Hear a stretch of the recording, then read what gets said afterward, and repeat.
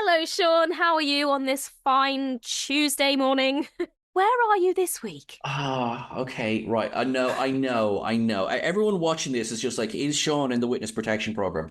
The answer to which is my name is now Miguel Sanchez. So I am currently dog sitting for my sister, who is having a very well-earned holiday, but it does mean that for possibly the fourth video in a row, there's now a different backdrop. It's almost like you are taking inspiration from Susan Twist herself, and instead of changing character, you're just changing location. I'm telling you, and eventually, I'll have my normal backdrop. So you could say I am returning. Oh, well, I feel like on that note, we just need to get straight into our overall thoughts on The Legend of Ruby Sunday. So obviously we've heard mine in the ups and downs this week, but Sean, give me your overall thoughts on this episode. Well. Yeah, really, really, really enjoyed it. It's good old-timey Russell T Davies terror. Hmm. And this is the so I remember very early on in my Doctor Who career, my partner at the time, her brother was the biggest Doctor Who fan in the world, right? So I mean, you would say hello, he would tell you what episode that was from, and that's what I mean. Hey, listen, I'm not pointing fingers here, and I remember him describing Russell T Davies is so this is the 2005 era. He was like, it's the Crash Bang Wallopoo, Hmm. and I think we got the Crash Bang Wallopoo back in spades. In particularly in this episode, and based on the well, I won't go too far. But based on the trailer for next week, I think there's going to be some Crash Bang Wallop next week as well. And I love as well that we know that Russell T Davies lives in the world of sleight of hand, and we know that he loves to tease and give us false directions. And we all bought into that there'll be no returning villains in this season. Nope, no. It'll all be new characters. And we bought it. But we know. And yet we bought and yet so like there were bits that were a bit like that needs further development, but I'm very aware that it's part one of two. Hmm. So that's going to be really funny. I wonder, as we go through this episode, how much of what we say this week is going to age well and how much is going to age like milk. Yeah, I mean, judging by our track record, I think we're heading in a good direction. I mean, we literally gave our prediction of spoiler alert, Sutekh, 2 days before the episode aired. I don't know, Ellie. You only gave it 5 out of 10 Malcolms. Yeah, 50-50. It could have been worse. I gave myself a safe bet. I love that. I genuinely, I would love to know when Sutekh first entered the conversation because it feels like forever ago now. And yet, also, I mean, technically, there's no technically about it. It was only confirmed in this episode. Yeah, I mean, but the thing is, with hindsight, you can look back at things that happened in previous episodes and you can see the links to Pyramids of Mars even early on. So we literally mentioned in the Easter eggs for the Devil's Cord that the whole scene with Ruby saying, well, we know the future's safe because I'm living proof that the world didn't end in the 60s. And that was a direct copy of a moment that we had in Pyramids of Mars with Sarah Jane Smith. Now, we just went, oh, look, he copied a moment from the classic era. But in hindsight, he's taking inspiration from this one serial. Yeah. So when you look at it like that... Really, right, on that then, really quickly, is that have you had a chance to rewatch Pyramids of Mars since this episode aired? Yes, I have. Okay, so have I. Grant. Okay. Pyramids of Mars, the Fourth Doctor and Sarah Jane, there is a bump in the Tardis. Sarah Jane sees a ghostly apparition of a dog's head. They then end up in 1911, and it's actually quite quick. It's only 4 25-minute episodes. Like you will. It's funny though, because when you look at the structure of how they modeled the stories then, the pacing is actually quite slow because obviously it's split between 4 25-minute episodes, and by the time you get to the end of episode 1, you're kind of like, is that it? Because you're kind of waiting for the story to get going and you're not used to it being split into those 4 stories as opposed to one big epic fest just going on in one episode like we're used to now. I think the biggest takeaway obviously from this with in relation to The Legend of Ruby Sunday is that Sutekh is all-powerful. I mean, the Doctor walks into the room and instantly is on the floor just by the willpower of Sutekh. And so we know that he is such a powerful being without even needing to move. I mean, he was literally paralyzed in that spot in that episode, and so you get this idea of what he's capable of doing without Exactly. even needing to move a muscle. So obviously the response we then get from the Doctor in The Legend of Ruby Sunday, you can see why there's some concern in his face when you realize that Sutekh is free and clearly has a vengeance. Big time, big time. And that was I saw a couple of comments going like, oh, they believe that Sutekh had been killed. So no, Sutekh wasn't killed at the end of Pyramids of Mars. He was locked away in a time tunnel or a time trap. We do using... have a video breaking down Sutekh that was released yesterday. So if you want more details on what happened to Sutekh and Pyramids of Mars, then you can go check that video out, and it should hopefully explain the character a little bit more for you in the build up to next week's episode. What I will be interested, and this brings us now back into Legend of Ruby Sunday, is that I'll be interested to see if they mention the fact that, so obviously the Sutekh is the god of gods, but Sutekh is an Osiren. So they are a race of beings who the Egyptian gods were basically modeled after. So Sutekh's big villain or big opponent was Horus. Mm-hmm. And it was Horus who trapped Sutekh on, in this pyramid to begin with. And then, and then the Doctor effectively, I suppose, not takes on the role of Horus, but it's the Doctor then who locks Sutekh in the next jail. So I wonder, is that something they're going to address? Because there's been no mention of that. And like, are the toy maker, the maestro, the trickster, everything, are they also Osirans? Or are we just kind of like, gods, moving on? Do you know what I've just thought? Now, I could be wrong, but I have a feeling that the River Song novel that Alex Kingston wrote, Yeah. I believe it's called The Ruby's Curse. That sounds right. Yeah, it's Ruby I'm pretty sure there is mention of the Eye of Horus in that story. And in fact, I think that's the Ruby that they're... Is there some deep cut connection here, or am I just looking for a River Song connection everywhere I turn? I mean, that's also possible. But I think two things can be true at the same time. I feel like as I was watching Pyramids of Mars and the mention of the Eye of Horus, I was like, I feel like this has been mentioned in some sort of Doctor Who thing recently, and I think it was that story. Where is Shirley Ann Bingham? Is my first that was my that would have been a down for me, because she wasn't even mentioned in the episode. Yeah. I think Russell said something outside the episode. I was just like, you might mention something, because some of them put up sorry, raise a candle to the latest scientific advisor to just vanish, looking at you, Osgood. I mean, it does seem to be a theme, doesn't it? It's like a running joke that UNIT seems to go through scientific advisors very quickly. Right. And not that I didn't enjoy Morris, I just really liked Shirley. Well, hopefully we'll see them back. And I think the thing is, I mentioned in the ups and downs, one of our downs was it just felt like there was an abundance of UNIT characters in this episode. If we could also call them red shirts. Yes, there just seemed to be a lot of... And I think if you look at it on one hand, it does very much feel like perhaps they are setting up for this rumoured UNIT spin-off. So we need to be introduced to some more characters to kind of lead this spin-off series. But I mean, some of them, Rose, for example, absolutely lovely to see Rose. Lovely to have Yasmin Finney back. What did she actually bring to the table in this episode other than just being there to smile? Well, she was there to demonstrate Kate Stewart's love for child labour. I mean, and also, this week. There was a bit later on where it all got a bit serious and things are going down, and she goes, all non-essential staff need to leave the room right now.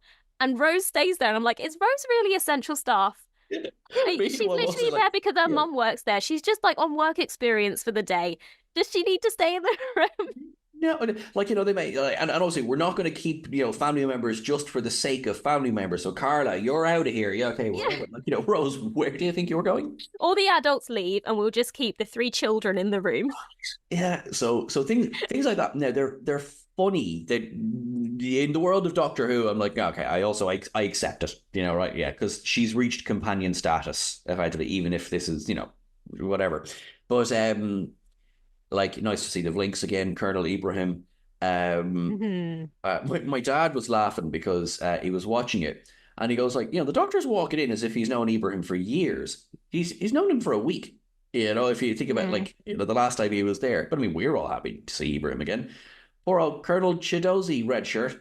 I always think, I mean, obviously, I think because they're setting up presumably for a spin-off, I Mhm. understand why they're introducing more characters. But I actually feel like it would have been a good idea to have the character of Morris and Harriet Arbinger to have been merged into one character. And so you have this character, change the name or whatever, but have this character that you meet and really like, and is this really funny, lovable character who then turns out to be Harbinger. It would also tie in with the last Harbinger we had, who was also a child. Hmm. I just feel like you could have merged those two characters together, and then you didn't need two more unit characters. You could have made one, and you could have then connected with this character, and then been even more shocked when he turned out to be evil. Although he does get one of my favorite lines of the episode, which is probability of trap 100%.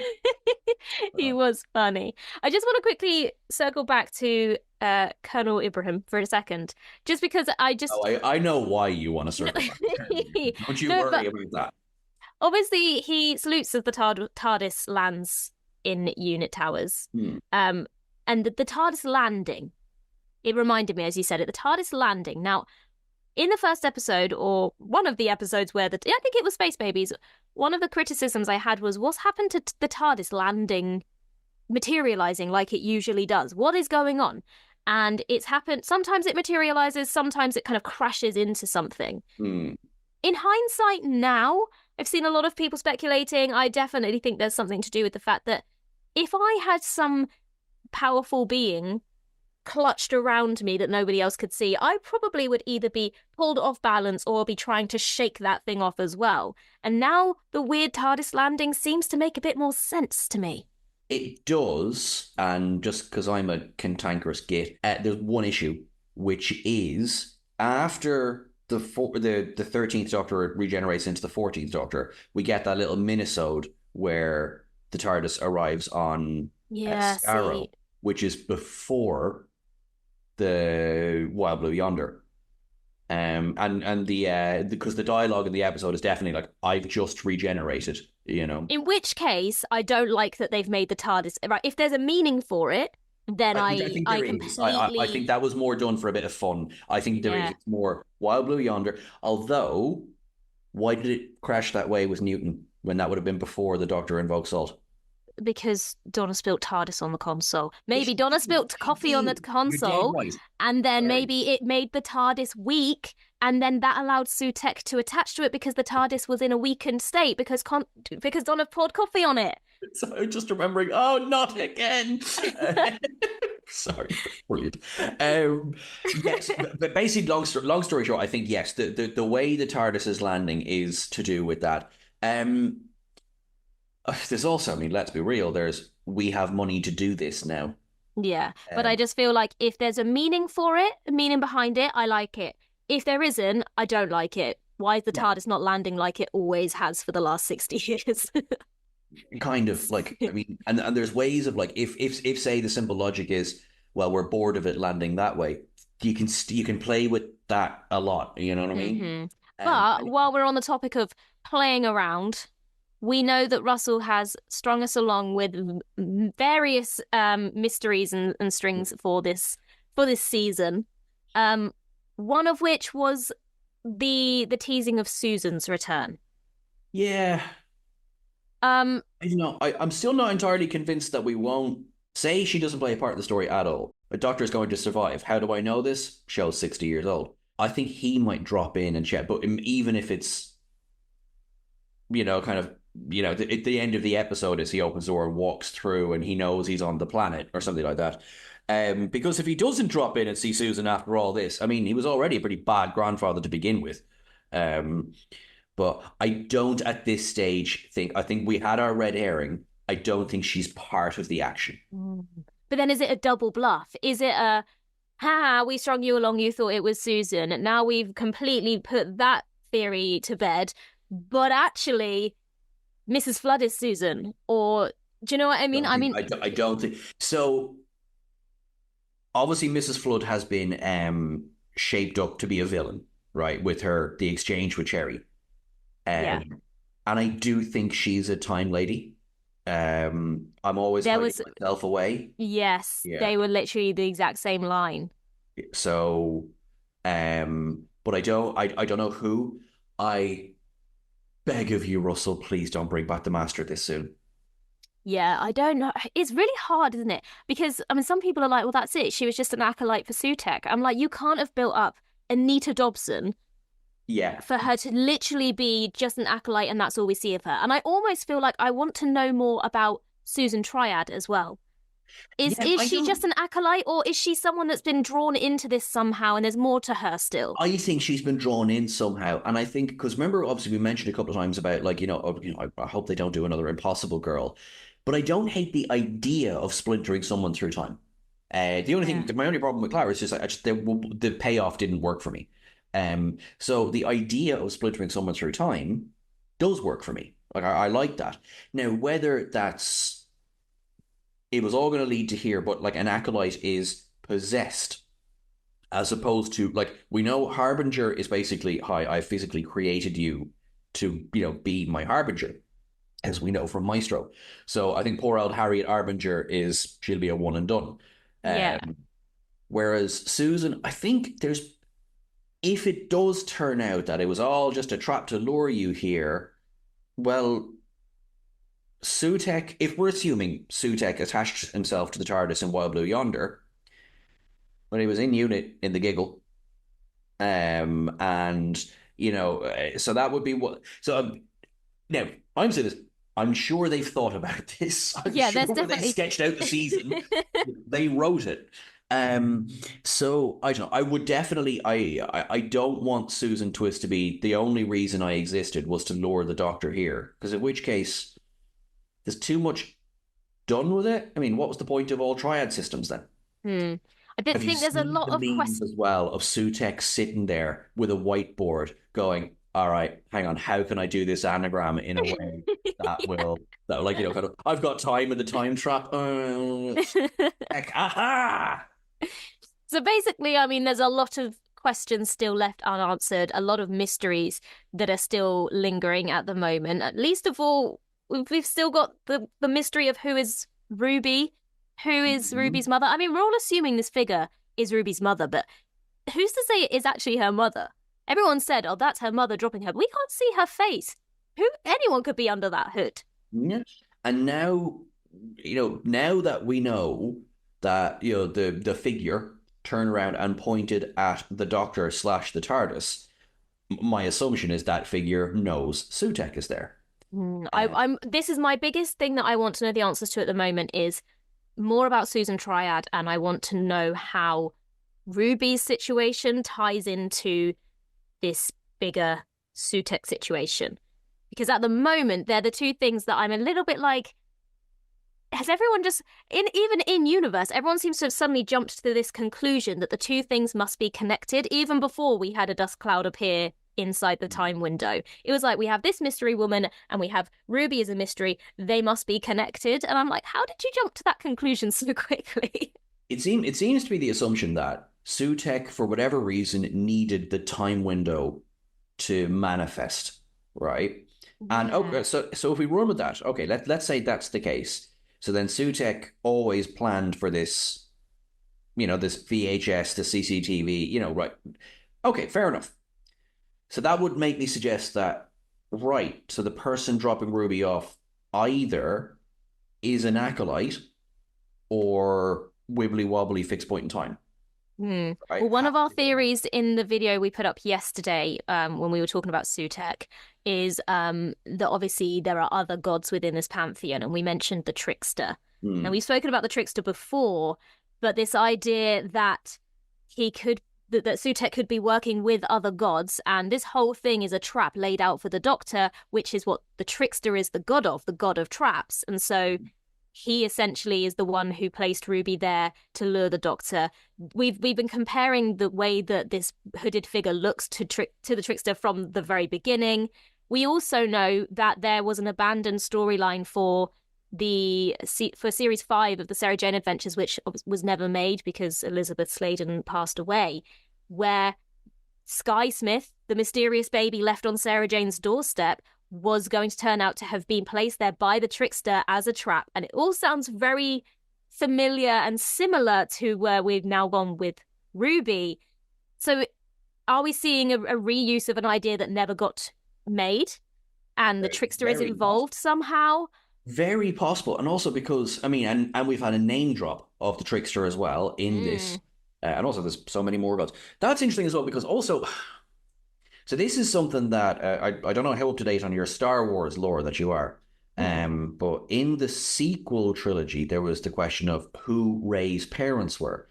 And, you know, some people spoke about The Last Jedi. There was barely any conversation about it online, really. But in The Last Jedi, it was suggested that actually her parents were no one. They weren't Skywalkers. They weren't connected to anything. They were just two people who flew away. And that to me would be a very interesting twist for Ruby, that her mother, just a woman, who, you know, either had her baby stolen by the trickster and, you know, maybe, you know, or, well, based on the context of they couldn't find her mother. That's just, for me, not, or at least not strictly human, because I think the Doctor has scanned her like Ruby is human. Possibly Ruby's a clone, in which case there wouldn't be any parents. Yeah. Or this is just a situation that the Doctor created this kind of time lock on a situation, and the Ruby part of it is completely there's nothing about it whatsoever. It's just a normal situation, a human situation of a struggling mother that the villains, the gods, have taken advantage of because of the Doctor's influence on the situation. It's almost like they've created the problem themselves. And that Ruby is almost incidental. Yeah. Because it's all wibbly wobbly, and if the Doctor hadn't gone back there in the first place, then none of this would have happened. Yep, that makes sense. Yeah. Oh, there's so many. This is my biggest hope for the next episode. I don't think we're going to get answers to everything, but I'm hoping that at least the Ruby mystery and the kind of that whole big question that we've had since the Church on Ruby Road is going to be addressed more. I think we'll be so Russell in talking about this, Russell has said the big thing is going to be who is Ruby's mum. He hasn't said she's either the harbinger of doom or she is the greatest hero the universe has ever seen. He hasn't said. He just said it's a big question and it's crucial to the plot. And so far it is crucial to the plot. But her identity isn't. The question of who she is, or kind of all this is really important. And possibly I'm massively splitting hairs here, but we'll see. As I say, this could be one of the segments of this video that's just like, I aged like milk, didn't it? Turns out her mom is Rose, or like, and it's like, and then of course you see as well, like half the fun is theorizing, like, she's actually, the child of Rose, or she's a side child of the Dr. Donna, or all these different theories you see floating around online, all of which I'm sure given enough time would work out perfectly. For me, I would like Ruby to just be a normal kid, and yeah, like that is, it's all effectively incidental. And she got, it snows whenever she remembers because there is this absolute tear in time into which she got pulled as a baby, as opposed to she has all of this internal power. Because I think that's almost more interesting. Because even Rose, for example, if we're going all the way back, Rose wasn't all powerful. She took the TARDIS into herself and that created the bad wolf. But Rose, just normal. It's just being in the wrong place at the wrong time, and everything just being circumstantial, and you just got caught up in the middle of it. I feel like, and also I think if it was a big reveal that Ruby's mother was Rose or some big character that we already know of, you then have even more questions, and I feel like that's starting to open a whole new can of worms that we need to remember. This is the season finale, and while we can still end that on a cliffhanger, you don't want to end it with even more questions than you started with and feel kind of unfulfilled in where the story's going. What I think as well is, in fairness, what I think Russell is quite good at is that I think the next episode will wrap it up. Now, whether we're satisfied or not is a different story, but I think it will wrap it up because I don't think it's going to leave it for the Christmas special to like when I say follow on the story, they may well be still talking about it in the Christmas special, but I don't think they're going to be like, oh no, big massive cliffhanger at the end of the season. And by that I don't mean like the Titanic coming through the wall. There's always a cliffhanger, but like as in, oh, we still have got to the end of the story and nothing. Sutekh reigns supreme. See you at Christmas. What? Yeah. I do think that for better or worse, Empire of Death will at least end this chapter, if you like, of Yeah. the story. So there's a lot it needs to do. Yeah. Do you have an entire episode where, which is technically 2 episodes worth of Pyramid of Mars, because this is 55 minutes. So, whereas 2 episodes of Pyramids of Mars was only 50 minutes. So we have 2 episodes where we can settle up Sutekh. Is there more to do with Susan Twist? I think there is. Yeah, I hope so. Yeah.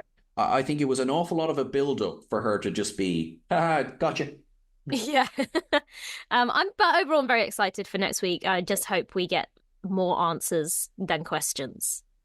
But we shall see. And to close off the section of this week's discussion, I know it was sorely missed last week. We had a few technical issues, but don't worry, we're back. Let's rank season 1 so far. All right. Okay. Let's start with yours. Where are you? Okay, let me get my notes up because I was away, so I had to make sure I made a note of them, otherwise I'd forget. That is a good shout. Okay, so I'm going to start from the bottom. So in the bottom place, in number 8 is Space Babies. Number 7 is The Church on Ruby Road. Number 6 is The Devil's Cord. Number 5, 73 Yards. Number 4, Dot and Bubble. Number 3, The Legend of Ruby Sunday. Number 2, Boom. And taking top spot is Rogue. I'm going by my gut reaction to the episodes. As soon as I finished the episode, one of my initial responses, and as soon as Rogue finished, I was like, that just took me back to being a child. That felt like watching Doctor Who as a child, and so that has got to take top spot for me. It gave me that nostalgic feeling. Boom, likewise, Stephen Moffat. I loved the Moffatness of the episode. But equally, Legend of Ruby Sunday, again, had that kind of tension and fear factor that I felt was missing from some of the earlier episodes of this season, and I think I commented on, and I'm glad to have seen those 2 things that I was really hoping we were going to get. They were present in this episode, and so I think it takes number 3 for me. Okay, no, I like it. So for most of the season, we had pretty much the same ranking for episodes. Let's see if that holds true. So down the bottom, number 8. Poor Space Babies. I mean, we don't hate Space Babies. It's just the rest of the season has been better. That's all. 7, Church on Ruby Road. Really enjoyed it. 6, The Legend of Ruby Sunday. Wow. So, really enjoyed it. Great episode. It's a part 1 of 2, and sometimes those are hard to rank higher. Other times they come out on top. Looking at you, Best of Both Worlds, part 1. Number 5, Devil's Cord. I think, if I'm honest with myself, I did enjoy Devil's Cord more than I enjoyed The Legend of Ruby Sunday. 4, 73 Yards. Then there was number 3, Rogue. Number 2, Dot and Bubble. And number 1 is Boom. So, because I think this came up last week as well, in the fabled Lost ranking episode, that I think we have like different criterias. And like, I think I have to be honest, Dot and Bubble is just a better script and better presentation than Rogue. I loved Rogue. I loved it. And I probably enjoyed Rogue more than I enjoyed Dot and Bubble. But in my heart of hearts, Dot and Bubble is the better presentation than Rogue was. Yeah, overall, I think our rankings are slightly different because I'm going on my gut response to these. I have moved things around a little bit, but generally I'm thinking about my overall enjoyment of the episode. Which ones am I likely to put on again and watch again? And I think for me, Rogue is one that just, for the nostalgic feel of it, I think it takes top spot. Gotcha. No, that all works for it. Plus, I mean, actually, sorry.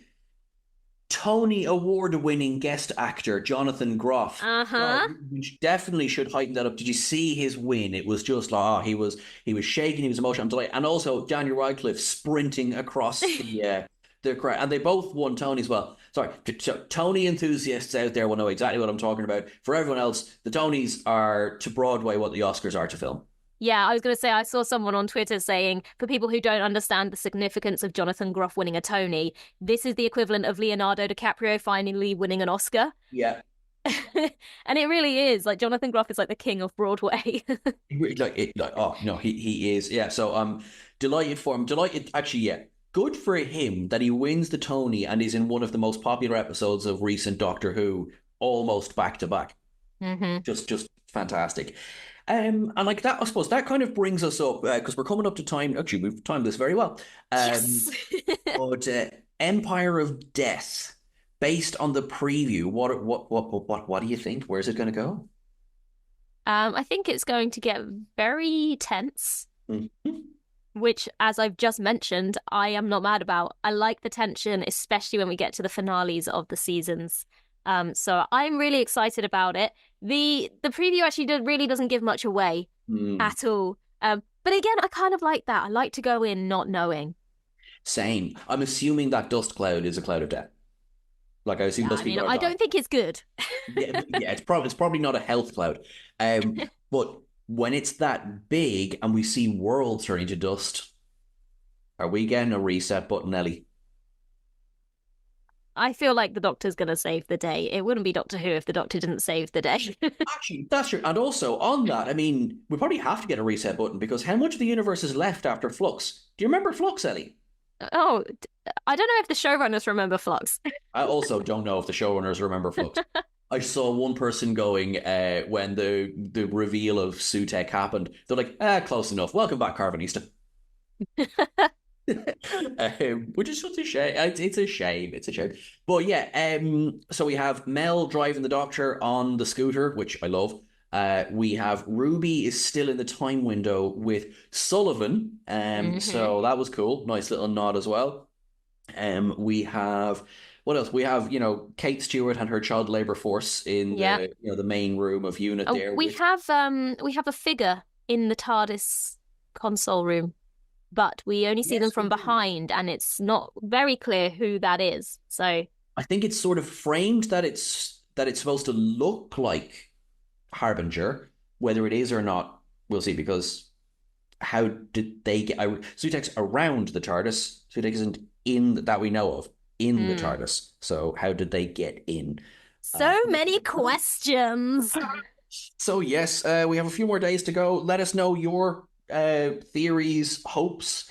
Yeah, we want to know. And also make sure that you also check out the ups and downs for this episode. We will have an Easter egg video coming out shortly as well, and of course, all of the 3 usual videos will be coming next week for Empire of Death. But until then, adios. Ciao, Bella. Bye.